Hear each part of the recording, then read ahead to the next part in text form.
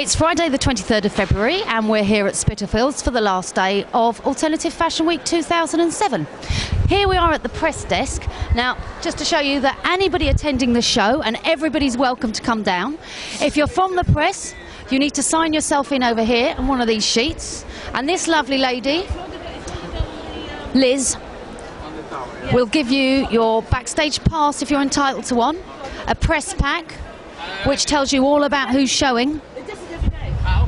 It changes every day. Some people don't realise. Preston's in charge of the press desk at Alternative Fashion Week. Liz, what's the system here? What do press have to do? It's very simple. The press come along and they sign in with me, with their name, their organisation or their freelance status and their phone numbers. We then give them a pass, which is actually a wristband this year, and the press pack. And then they're fully equipped then to know exactly what's going on. The wristband, it gives them access to the backstage so they can go and talk to models or designers as well. Fantastic. It's a very open event. Any member of the public is welcome to come down. How's it been this week? It's been quite windy. It's been very cold and windy, but the public, bless them, have been sitting there in their hats and scarves and coats, really enjoying it. And the models, of course, have been great. They've been really battling on regardless. I think the wind's been worse than the cold, actually, rather than, it's been cold, but having that wind as well. But once the audience arrives, I'm well protected because they stand in a barrier in front of me, and it keeps me nice and warm. Anything stood out for you on the catwalk? You were mentioning earlier that lovely lingerie collection we had on Wednesday. Oh, yes. The lingerie has been quite spectacular this year. I think this year we've had lingerie or swimwear every single day. There's been a very good collection, and also, of course, we've had terrific menswear this year. I think every day we've had a really cracking menswear collection. So that's different from most years, where very often you're struggling to find good menswear. But this year it's been spectacularly good.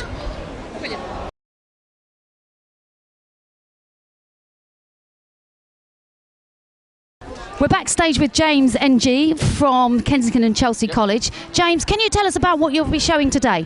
The theme for our project is faded memories, and my theme is childhood torments.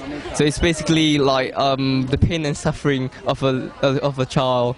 And I remember when I was a kid, and you're forced to learn music and things like that. So it's not very pleasant for a kid. So this is my inspiration for the dress. So here's James fitting his musical dress, which is a symbol of his pain and suffering at being made to learn the piano. James, are you any good at the piano? No, I stopped. My fingers weren't long enough. And when you have kids, are you going to make them do a musical instrument? No. No, not going to happen. So we'll just have a little look at how this dress is being fitted. We've got the ropes holding everything into place. So this is a kind of bib effect, James, here, yeah. You can adjust the length of the bib thingy, so you can make it really short or really, really long. And how is all this stiffness achieved? It's all been varnished. Each piece has been varnished individually. But the structure itself, is this Hessian? It's Hessian, and it's got boning inside. Yeah. Real bones? Fake bones? Fake ones. I can't afford a whale.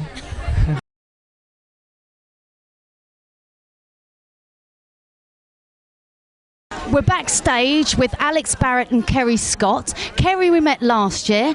Kerrie, you're back again, but with a new partner. Yeah, well, now I'm I was working with Katie in London. It was too hard to communicate and everything there. And then I met Alex about a year ago, didn't I? And then we got together working on the Each to Their Own in about, when was it, September time? Yeah, about that. Yeah, I opened a boutique in Sheffield that set up for independent designers, and then me and Kerrie started working on recycling clothes, and that's what it's all about. So what we're going to see on the catwalk today, where have you sourced your recycled materials from? Where did you get it all from? I get a lot of tweed and tweed jackets and things like that from a charity shop. I work with a lady from Thurcroft. She's got a cancer research charity shop, and I get all the stuff from her. I just donate money to her, and she supplies everything for me, basically. Don't you, and stuff, yeah. If I ask her for ties, then I go a week later and she's got a big, massive bin liner of ties for me. Jackets. Really good, isn't she? Yeah, really good. And how does the design collaboration work then? Do you get together with the materials and literally start cutting? We just get a jacket and think, oh, what can we do with this, and then just change it into whatever. If I've got an idea, then I'll just start working on it. If Kerrie's got an idea, then I'll just supply it. Yeah. And apart from obviously on FUK, where's the best place for people to see your work and buy your work? Probably Sheffield, your boutique. Each to their own boutique on Rockingham Street, Sheffield, or Website as well. it's eachtheir.com as well.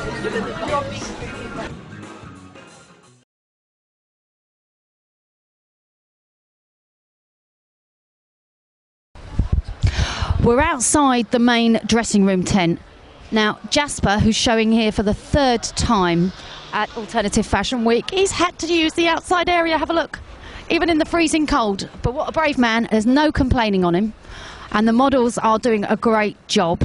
But it's not long till it starts. We're going to grab him now and have a few words, because we've become fans the past 2 years seeing his stuff, and this is our first chance of actually speaking to him. Jasper, lovely to meet you. Please tell us about this collection that we're going to see today. The collection is entitled Bride of Frankenstein. It was based on the work of Hans Belmer and Gustav Klimt.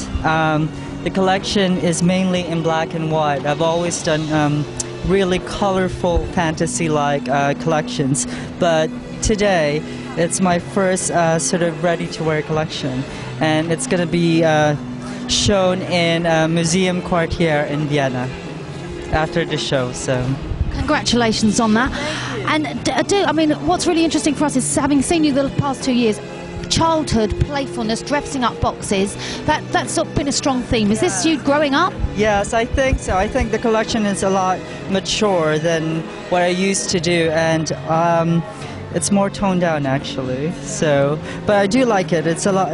You still get the Garvida sort of style, which is like very ornate, very detailed, a lot of handwork, sort of bordering couture stuff. So you'll see we have like dresses right here, which are like beaded with ostrich feathers, and I usually do like really big scale, but this time everything is sort of like really small but very detailed garments. All right, this one right here is based on the paintings of Gustav Klimt. It's sort of Victorian turn of the century blouse.